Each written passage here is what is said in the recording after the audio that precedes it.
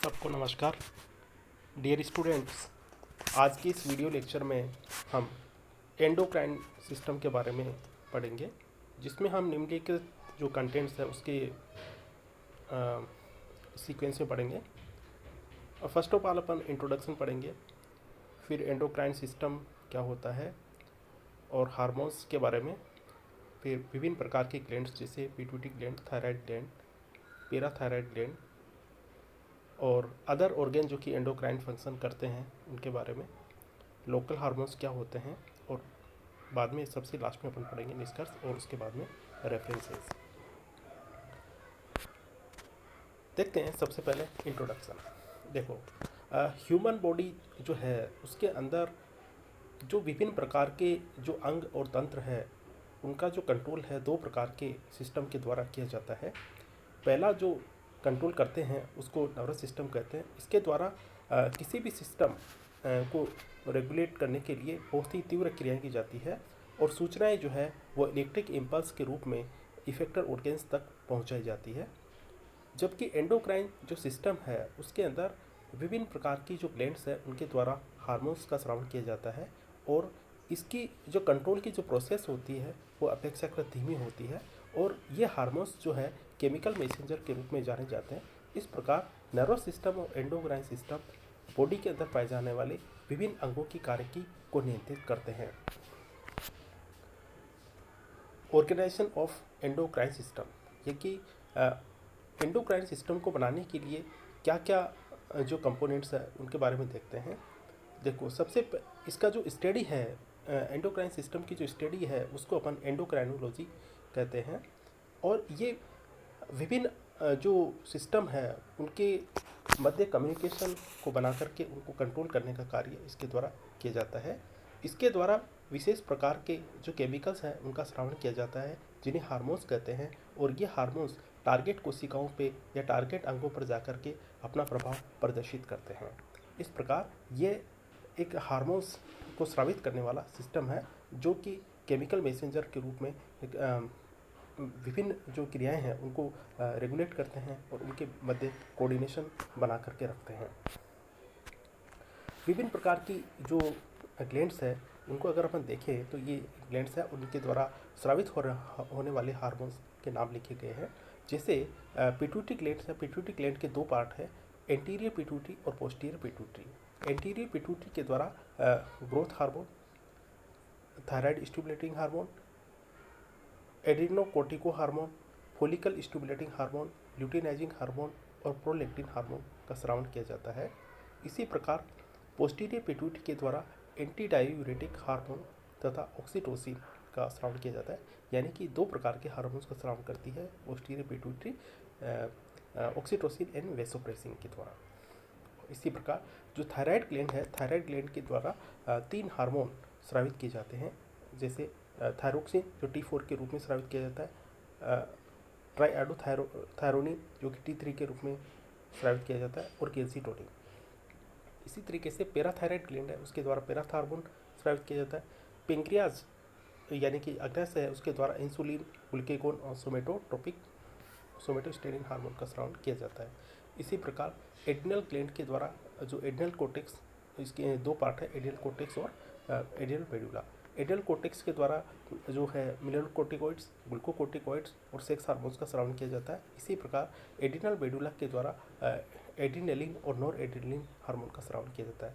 हम इस चैप्टर में जो एक एक जो ग्लैंड है उसके द्वारा स्रावित होने वाले हार्मोन्स के बारे में पढ़ेंगे। साथ ही जो ग्रंथियाँ हैं उनके द्वारा स्रावित होने वाले हार्मोन क्या प्रभाव उत्पन्न करते हैं उसके बारे में भी अपन जानकारी प्राप्त करेंगे। देखते हैं सबसे पहले जो है हार्मोन्स क्या होते हैं। देखो, ये जो हार्मोन जो टर्म है उसका डिराइव्ड एक ग्रीक मीनिंग जो होता है उसका सीधा मतलब होता है टू एक्साइट, किसी को उत्तेजित करना। ठीक है, और इसके बारे में सबसे पहले 1905 के अंदर स्टर्लिंग नामक वैज्ञानिक ने हार्मोन के बारे में बताया था। और क्लासिफिकेशन ऑफ हार्मोन्स यानी कि किन ग्रंथियों के द्वारा किस प्रकार के हार्मोन्स का स्रावन किया जाता है, इसी के आधार पर चार प्रकार के जो ग्लैंड्स है उनको बांटा गया है। जैसे एंडोक्राइन है, ओटोक्राइन, पैराक्राइन और सोलिनोक्राइन ग्लैंड्स। इसमें से जो एंडोक्राइन जो ग्लैंड्स है वो ज़्यादा इंपॉर्टेंट है, जिसके बारे में इस चैप्टर के अंदर अपन उसी के बारे में पढ़ेंगे। एंडोक्राइन का ग्लैंड्स वे ग्रंथियाँ होती है जिनके द्वारा स्रावित होने वाले पदार्थ यानी कि हार्मोन्स सीधे ही ब्लड के रूप में ब्लड के अंदर स्रावित कर दिए जाते हैं और ब्लड के माध्यम से ही ये टारगेट ऑर्गन या टारगेट कोशिकाओं के ऊपर पहुंचकर अपना प्रभाव उत्पन्न करते हैं। इसी तरीके से ऑटोक्राइन जो है ग्लैंड्स है उनके द्वारा स्रावित होने वाले हार्मोन्स जो है वो नियर बाई कोशिकाओं को ही प्रभावित करते हैं। इसी तरीके से पैराक्राइन और सोलिनोक्राइन ग्लैंड्स भी जो है हार्मोन्स या ग्लैंड्स जो है वो देखी जा सकती है। देखते हैं कि हार्मोन्स जो रासायनिक संरचना के आधार पर या रासायनिक प्रकृति के आधार पर हार्मोन्स 3 प्रकार के हो सकते हैं।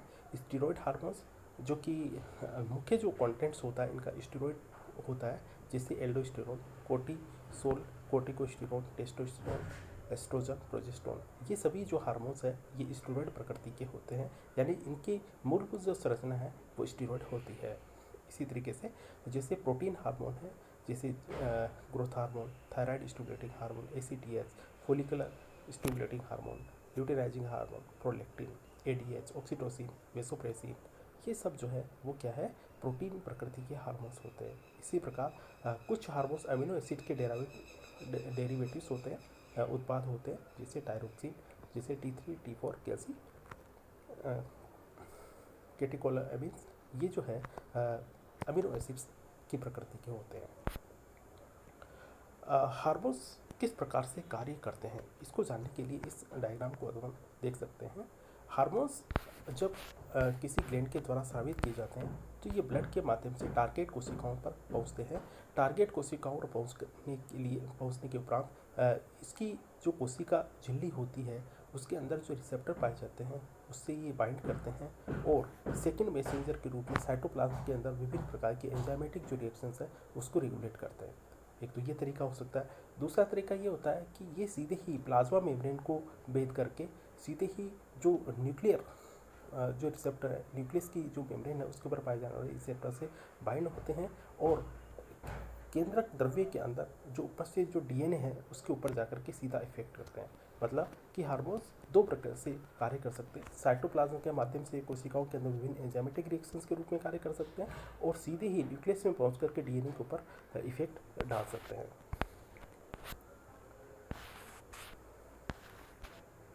जैसे इस डायग्राम के अंदर जो प्रोटीन हार्मोन है वो किस प्रकार से कार्य करते हैं उसको बताया गया है, जिसमें कि जो एक्स्ट्रा सेल्यूलर फ्लूइड है उसमें से जो प्रोटीन है वो मेम्ब्रेन पे बाउंड होते हैं, मेम्ब्रेन के अंदर जो रिसेप्टर होते हैं उसके ऊपर बाउंड होते हैं और प्रोटीन कैस्केड के रूप में जो कोशिका के अंदर विभिन्न प्रकार के एंजाइमेटिक जो रिएक्शंस है उसको रेगुलेट करते हैं।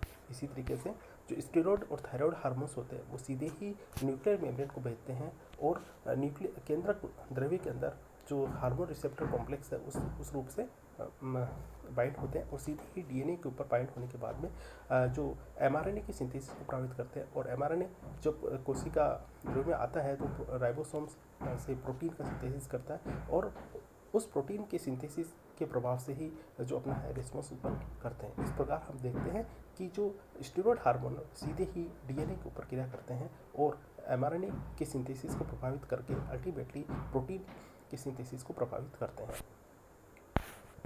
हार्मोन्स के क्या कार्य हो सकते हैं, देखिए मूलभूत रूप से 3 कार्य हार्मोन्स के देखे जा सकते हैं। ग्रोथ एंड डेवलपमेंट यानी कि वृद्धि तथा विकास के अंदर हार्मोन्स अपना योगदान प्रदान कर सकते हैं। इसी प्रकार जो शरीर के अंदर जो एक होमियोस्टेसिस है उसके मेंटेनेंस में भी हार्मोन का मुख्य योगदान होता है। इसी प्रकार रिप्रोडक्टिव फंक्शन तथा सेक्सुअल जो डिफरेंशिएशन है उसको भी हार्मोन्स के द्वारा प्रभावित किया जाता है। अब अपन एक ग्लैंड के बारे में देखते हैं। सबसे पहले जो ग्लैंड के बारे में स्टडी कर रहे हैं वो हम लेते हैं पीयूष ग्रंथि या पिट्यूटरी ग्लैंड। इसकी एनाटॉमी को देखें तो इसमें ये जो डायग्राम है उसके अंदर स्पष्ट रूप से देख सकते हैं कि ये हाइपोथैलेमस से जुड़ी हुई एक मटर के दाने के समान एक संरचना होती है जो कि 2 पार्ट होते हैं। इसके अंदर अग्र भाग जो होता है उसको एडिनो हाइपोफाइसिस बोलते हैं और पश्चिम भाग को अपन न्यूरो हाइपोफाइसिस बोलते हैं। जो एडिनो हाइपोफाइसिस या एंटीरियर पिट्यूटरी है उसके 3 भाग है, पार्स ट्यूबरेलिस, पार्स इंटरमीडिया और पार्स डिस्टेलिस। इसी तरीके से पोस्टीरियर पिट्यूटरी के भी 2 भाग है, इन्फेंटिबुलर और पार्स नर्वोसा। ये जो पिट्यूटरी ग्लैंड है, जो जो ब्रेन है, ब्रेन से डायरेक्ट इन्फंटिबुलम के द्वारा जुड़ी रहती है, और ये ब्रेन बॉक्स यानी खोपड़ी की सेला टर्सिका के कैविटी के अंदर उपस्थित होती है। और इसमें जो सेला टर्सिका जो कैविटी है, सेला टर्सिका बोन के अंदर एक कैविटी बनती है, उसके अंदर ये उपस्थित होती है। और इसमें जो ब्लड का सप्लाई जो है सुपीरियर और इन्फीरियर हाइपोफाइजियल आर्टरीज के द्वारा इसके अंदर ब्लड की सप्लाई की जाती है। यदि इसके डेवलपमेंट को देखें तो एंटीरियर पिट्यूटरी का जो निर्माण है वो एक्टोडर्म के द्वारा होते हैं, और एक्टोडर्म जो रेतकी के पाउच जो होते हैं उसके द्वारा एंटीरियर पिट्यूटरी बनती है। इसी प्रकार जो पोस्टीरियर पिट्यूटरी है उसकी प्रकृति है वो न्यूरो एक्टोडर्मल होती है, यानी कि इसका निर्माण न्यूरो एक्टोडर्म के द्वारा होता है, और ये ब्रेन के निचले भाग में डाइवर्टिकुलम के रूप में पाई जाती है। एंटीरियर पिट्यूटरी जो अग्र जो पिट्यूटरी है, जिसको अपन एडिनोहाइपोफाइसिस कहते हैं, इसके द्वारा स्रावित होने वाले हार्मोन एक रेगुलेशन का कार्य करते हैं, अतः इसे मास्टर ग्लैंड के रूप में भी जाना जाता है। और इसके जो पूरे इससे स्रावित होने वाले जो सभी हार्मोन्स है उसका रेगुलेशन जो हाइपोथैलेमस के द्वारा किया जाता है। हाइपोथैलेमस की जो तंत्रिका कोशिकाएं हैं उसके द्वारा कंट्रोल करने वाले कुछ पदार्थों का सिंथेसिस किया जाता है, जो कि इस एंटीरियर पिट्यूटरी से स्रावित होने वाले हार्मोन्स के रिलीज और उनकी मात्रा का नियंत्रण करती है। ये जो एंटीरियर पिट्यूटरी है उसके द्वारा स्रावित होने वाले हार्मोन्स को अपन देखिए तो इसके द्वारा निम्नलिखित हार्मोन्स का स्राव किया जाता है, जिससे एडिनोकोर्टिको एसीटीएस हार्मोन जो कि एड्रिनल कोर्टेक्स के ऊपर जाकर के क्रिया करता है। इसी तरीके से थायराइड स्टिमुलेटिंग हार्मोन जो कि थायराइड ग्लैंड के ऊपर जाकर के क्रिया करता है। इसी तरीके से फोलिकल स्टिमुलेटिंग हार्मोन जो कि गोनेट्स जो होते हैं ओवेरी, टेस्टिस और ओवेरी के ऊपर जाकर क्रिया करता है। इसी प्रकार ग्रोथ हार्मोन्स जो है बोन्स तथा मसल्स के ऊपर अपने एक्टिविटी करता है, और प्रोलेक्टिन हार्मोन जो मेमोरी ग्लैंड्स है उसके ऊपर अपना प्रभाव उत्पन्न करता है। इस प्रकार से हम देख सकते हैं कि इसके द्वारा स्रावित होने वाले hormone growth hormone, thyroid stimulating hormone, adrenocorticotropic hormone, FSH यानी follicle stimulating hormone, luteinizing hormone और प्रोलेक्टिन हार्मोन्स जो है एडिनोहाइपोफाइसिस के द्वारा ये एंटीरियर पिट्यूटरी के द्वारा स्रावित होने वाले प्रमुख हार्मोन्स होते हैं। इसी तरीके से जैसे फर्स्ट जो हार्मोन ले रहे हैं अपन ले रहे हैं ग्रोथ हार्मोन, ठीक है। ग्रोथ हार्मोन्स को हम सोमेटोट्रोपिन भी कहते हैं। ये सोमेटोट्रोपिक हार्मोन या सोमेटोट्रोपिन हार्मोन के नाम से भी जाना जाता है। ये एक प्रोटीन प्रकृति का हार्मोन होता है जो लगभग 191 अमीनो एसिड से मिलकर के बना होता है। इसका मोलिकुलर वेट जो है 22,005 डेल्टन होता है, जो नॉर्मल इसकी प्लाज्मा के अंदर ब्लड प्लाज्मा के अंदर इसकी जो सांद्रता है वो 1.6 से लेकर के 3 नैनोग्राम पर ml होती है। ये बच्चों तथा क्या बोलते हैं उसको किशोर अवस्था में लगभग 6 नैनोग्राम प्रति ml तक इसकी सांद्रता ब्लड प्लाज्मा के अंदर देखी जा सकती है। सिंथेसिस एंड सीक्रेशन, सोमेटोट्रोपिक हार्मोन का जो या ग्रोथ हार्मोन्स है उसका जो निर्माण है एसिडोफिलिक सेल्स के द्वारा किया जाता है, जो कि एंटीरियर पिट्यूटरी की प्रमुख जो कोशिकाएं हैं वो होती है। इनके द्वारा ही जो है सोमेटोट्रोपिक हार्मोन्स का सिंथेसिस किया जाता है। इसके श्रावण का जो नियंत्रण है वो हाइपोथैलेमस या एंड पेरिफेरल जो फैक्टर है उसके द्वारा किया जाता है। जो ग्रोथ हार्मोन्स के द्वारा जो प्रमुख क्रियाएं जो है वो कौन सी की जाती है उसका ये टेबल के अंदर देख सकते हैं। ग्रोथ हार्मोन निम्नलिखित क्रियाओं को स्टिमुलेट करता है, जिससे डिक्रीज ऑफ ब्लड ग्लूकोज जो है ब्लड के अंदर जो ग्लूकोज की जो मात्रा उसको कम करता है। ब्लड के अंदर जो फैटी एसिड्स है उनकी मात्रा को कम करता है। ब्लड के अंदर अमीनो एसिड्स की मात्रा को ये बढ़ाता है, भूख को बढ़ाता है, और प्रोटीन डेफिशिएंसी है उसको कम करता है, और जिससे ट्रॉमा, स्ट्रेस, एक्साइटमेंट इसके समय इसका महत्वपूर्ण योगदान होता है। और एक्सरसाइज के समय एक्सरसाइज को स्टिमुलेट करता है। ये टेस्टोस्टेरोन और एस्ट्रोजन को भी प्रभावित करता है। ये गहरी निद्रा के लिए रिस्पॉन्सिबल होता है। ग्रोथ हार्मोन जो है के रिलीज के लिए भी ग्रोथ हार्मोन्स को रिलीज करने के लिए एक ये इसको रिलीज करने के लिए हाइपोथैलेमस के द्वारा जो संदेश इसको दिए जाते हैं। इसी तरीके से इनहिबिट जो फैक्टर है जो इंक्रीज ब्लड ग्लूकोज जो है उसको बढ़ाता है। Increase blood free fatty acid, blood के अंदर जो फैटी एसिड है उसको बढ़ाता है। एजिंग को प्रभावित करता है, ओबेसिटी को बढ़ाता है। सोमेटोस्टेटिन जो है उसको प्रभावित करता है। जो और जैसे इसके मेटाबॉलिक जो फंक्शन है उसको अगर अपन स्टडी करें तो देखें कि इसके द्वारा प्रोटीन सिंथेसिस की जो क्रिया है उसको ये बढ़ाता है। इसी तरीके से जो फैटी एसिड्स है उनको एडिपोज टिश्यू से मुक्त करता है और ब्लड के अंदर फैटी एसिड्स की जो सांद्रता है उसको बढ़ाता है। और decrease the rate of glucose utilisation, यानी कि ग्लूकोज के जो उपयोगिता की जो दर है उसको क्या करता है, कम करता है। इसके जो मुख्य जो ऊतक है जिनके ऊपर ये कार्य करता है उनके ऊपर विशेष ऊतक करते हैं, जैसे ये जो बोन्स तथा जो कार्टिलेज है उनके ऊपर क्रिया करके ग्रोथ को बढ़ाता है। मसल्स जो है उनके जो मास है उसको बढ़ाता है, मतलब मसल्स की जो ग्रोथ है उसको रेगुलेट करता है। और growth of internal organs and soft tissue, आंतरिक जो अंग है, जो कोमल अंग है, उनकी जो ग्रोथ है उसको भी ये बढ़ाता है। पिट्यूटरी ग्लैंड के द्वारा स्रावित होने वाले अन्य हार्मोन्स के अंदर जैसे TSH, थायराइड स्टिमुलेटिंग हार्मोन, इसके द्वारा थायराइड ग्लैंड जो है उसके ऊपर क्रिया की जाती है और थायरोक्सिन हार्मोन की मुक्ति के लिए रिस्पॉन्सिबल होता है। इसी तरह से ACTH है, फोलिकुलर स्टिमुलेटिंग हार्मोन है, ल्यूटिनाइजिंग हार्मोन है और प्रोलैक्टिन हार्मोन है। प्रोलैक्टिन जो हार्मोन है मिल्क के सीक्रेशन को बढ़ाता है। मेमरी ग्लैंड्स के द्वारा मिल्क की मुक्ति को ये रिस्पॉन्सिबल होता है।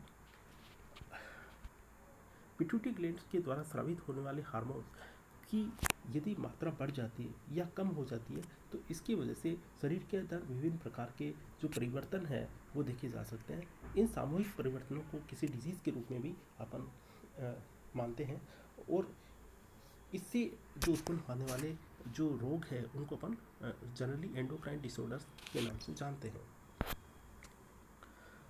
जैसे पिट्यूटरी ग्लैंड से स्रावित होने वाले जो हार्मोन्स है, ग्रोथ हार्मोन है, उसके द्वारा कौन कौन से डिजीज़ उत्पन्न हो सकते हैं। यदि पिट्यूटरी ग्लैंड के द्वारा एंटीरियर पिट्यूटरी के द्वारा स्रावित होने वाले हार्मोन्स एक नॉर्मल जो मात्रा उससे ज़्यादा स्रावित होते हैं तो निम्नलिखित जो है डिजीज़ उत्पन्न हो सकते हैं, जैसे जाइजेंटिज्म, एक्रोमेगेलिक जाइजेंटिज्म और कुशिंग डिजीज़। और यदि इनका हाइपोसिक्रेशन है, यानी कि निश्चित मात्रा से अगर इनकी कम सांद्रता में ये स्रावित होते हैं तो जैसे ड्वार्फिज्म है, एक्रोमाइग्रिया है, साइमेंट डिजीज़ है और पेन हाइपोपिट्यूटेरिज्म, ये डिजीज़ कोज की जाती है। सबसे पहले देखते हैं अपन जाइजेंटिज्म, ये जो कि एंटीरियर पिट्यूटरी जो है उससे स्रावित होने वाले ग्रोथ हार्मोन्स की वजह से होता है। और इस हार्मोन्स में जब अधिक मात्रा में स्रावित होता है तो जब बचपन के अंदर ये अधिक मात्रा में स्रावित हो जाता है तो एक भीमकाय जो शरीर है उसको ग्रहण कर लिया जाता है, यानी कि जो नॉर्मल जो ग्रोथ होती है उससे कहीं अधिक ज़्यादा ग्रोथ हो जाता है, शरीर भीमकाय हो जाता है। और जनरली ऐसा पिट्यूटरी ग्लैंड की ग्रोथ हार्मोन्स की अधिकता की वजह से होता है, तो इसे हाइपर सिक्रेशन और इसकी जाइजेंटिज्म के लिए ग्रोथ हार्मोन्स का हाइपर सिक्रेशन रिस्पॉन्सिबल है।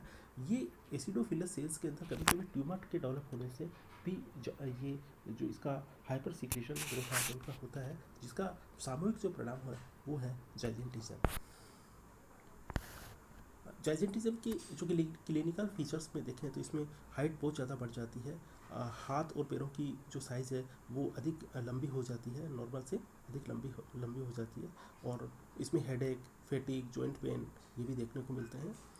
नाक जो है वो अधिक लंबी हो जाती है, स्किन जो होती है वो ऑयली हो जाती है और ऑर्गेनोमेगेली हो जाती है, यानी कि जो आंतरिक जो अंग है वो अधिक आकार के बड़े हो जाते हैं।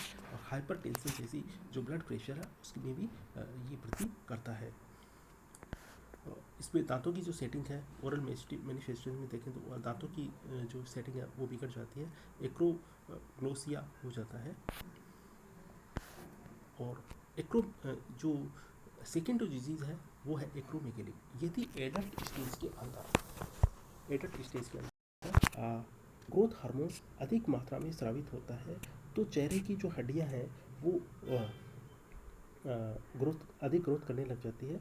और जो जो फेस की जो पोस्चर है, फेस का जो नॉर्मल आकार जो होता है वो भिन्न हो जाता है और गोरिल्ला के रूप में वो दिखने लगता है। इसको अपन एक्रोमेगेली बोलते हैं। और जो बोन्स हड्डियाँ जो है वो मुड़ जाती है और जो स्किन होती है उसके नीचे जो है फैट के जमा होने से उसका विकृति उत्पन्न होने लगते हैं। ये सामूहिक रूप से इसको अपन एक्रोमेगेली के नाम से जानते हैं।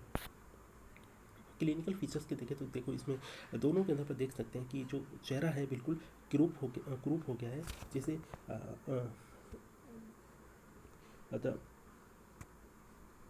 हाथों तथा चेहरे की जो अस्थियां हैं उसके अंदर अधिक वर्धित हो जाती है, इसे कार्पोसिस बोलते हैं। एक्रोमेगेली या गोरिल्ला फेस उत्पन्न हो जाता है और इसमें हाइपरटेंशन जैसी समस्या उत्पन्न हो जाती है। थर्ड जो डिजीज़ है वो भी इसके हाइपर सिक्रेशन की वजह से ही उत्पन्न होती है, जिससे सिम्टम्स ऑफ द बोथ जाइजेंटिज्म और एक्रोमेगेली जैसे दोनों लक्षण इसके अंदर देखने को मिलते हैं। कुशिंग डिजीज़ यदि बचपन के अंदर ये बहुत ही कम मात्रा में पाए जाने वाला डिजीज़ है जो कि बचपन के अंदर देखने को मिलता है। यदि बचपन के अंदर ग्रोथ हार्मोन्स की जो मात्रा है वो अधिक होती है तो जो ओबेसिटी है, बच्चों के अंदर जो ओबेसिटी है, मोटापा जो वो देखने को मिलता है। जो पिट्यूटरी ग्लैंड के द्वारा कुशिंग डिजीज़ उत्पन्न होता है और एड्रिनल कॉजेज कुशिंग सिंड्रोम, यानी कि कुशिंग डिजीज़ और कुशिंग सिंड्रोम दोनों में डिफरेंस है। कुशिंग जो डिजीज़ है उसका पिट्यूटरी ग्लैंड के द्वारा कोज किया जाता है, जबकि एड्रिनल जो ग्लैंड है उसके द्वारा कुशिंग सिंड्रोम का उत्पन्न किया जाता है। ठीक है, पिट्यूटरी ग्लैंड से स्रावित होने वाले जो ग्रोथ हार्मोन्स है उसकी वजह से होने वाले जो 4 डिजीज़ है उसके बारे में अपन ने पढ़ा। अगले जो वीडियो लेक्चर है इसके में हम इससे कम मात्रा में स्रावित होने वाले जो हार्मोन्स उसकी क्या प्रभाव हो सकते हैं उनको बारे में पढ़ेंगे। Thank you.